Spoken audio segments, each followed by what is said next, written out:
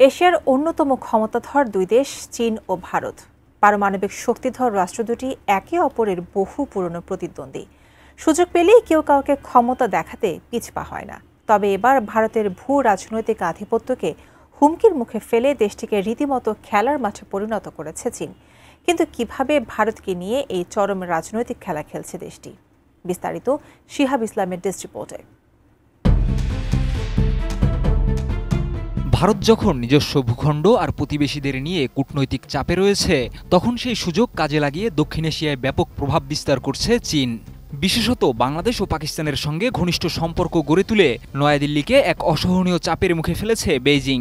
Financial টাইমসের তথ্য মতে, বাংলাদেশে অন্তর্বর্তী সরকারের প্রধান উপদেষ্টা ডক্টর মোহাম্মদ ইউনূস দায়িত্ব নেওয়ার পর মাত্র 14 মাসে 7 বার উচ্চ পর্যায়ের বৈঠক করেছে চীন। অথচ শেখ হাসিনার নেতৃত্বাধীন দীর্ঘমেয়াদের সরকারের শেষ 5 বছরে এই সংখ্যাটি ছিল মাত্র 8 বার। স্বাস্থ্যকর অল টাইম ফ্যামিলি কেক, সব সময় অল টাইম হেলদি লাইফ। চীন শুধু বাংলাদেশ নয়, পাকিস্তানের সঙ্গেও বছরের প্রথম 9 মাসে 22টি বৈঠক করেছে। এমনকি প্রতিরক্ষা, বাণিজ্য এবং আফগানিস্তান সংলগ্ন ইস্যুতেও মধ্যস্থতা করেছে বেইজিং। এছাড়া পাকিস্তান ইতিমধ্যে চীনের তৈরি জে-10 যুদ্ধবিমান ও হাঙর ক্লাস সাবমেরিনও যুক্ত করেছে তাদের বহরে।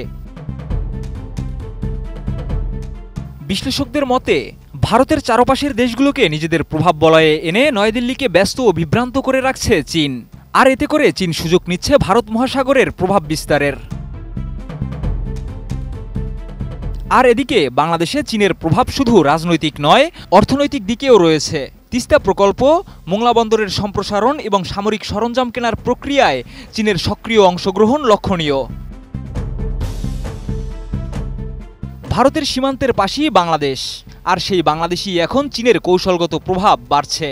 তাই বিশেষ করে উত্তর পূর্ব ভারতের 7 সিস্টার্স অঞ্চলের নিরাপত্তা নিয়ে উদ্বেগ বাড়ছে নয়াদিল্লিতে। এছাড়া চলতি বছর মার্চে চীন সফরে গিয়ে ডক্টর ইউনূস বলেন, ভারতের উত্তর পূর্বাঞ্চল স্থলবেষ্টিত, তাই ওই অঞ্চলে সমুদ্রপথে প্রবেশের জন্য বাংলাদেশের উপরই নির্ভর করতে হবে ভারতকে। সেই সাথে তিনি আরও বলেন, বাংলাদেশ হতে পারে চীনা অর্থনীতির সম্প্রসারণের অংশ। প্রধান উপদেষ্টার এই মন্তব্যে আরও উত্তপ্ত হয়ে উঠেছে কূটনৈতিক পরিমণ্ডল। তবে সবচেয়ে তাৎপর্যপূর্ণ বিষয় হলো, সবকিছুর পরেও ভারত ও চীন কৌশলগত যোগাযোগ বজায় রাখছে। সরাসরি ফ্লাইট চালু, কোয়াড নীতির পাশাপাশি বাণিজ্যও চলমান। তবে চীনের সাথে ভারতের $100 বিলিয়ন বাণিজ্য ঘাটতি দেশটির জন্য চিন্তার বিষয়। বিশ্ব রাজনীতির এই দাবার ছকে চীনের পরবর্তী চাল কি হবে তা সময়ই বলবে। তবে দক্ষিণ এশিয়ায় ভারতকে একঘরে করার চীনের কৌশল যে সফল হচ্ছে, তা এখন অস্বীকার করার সুযোগ নেই।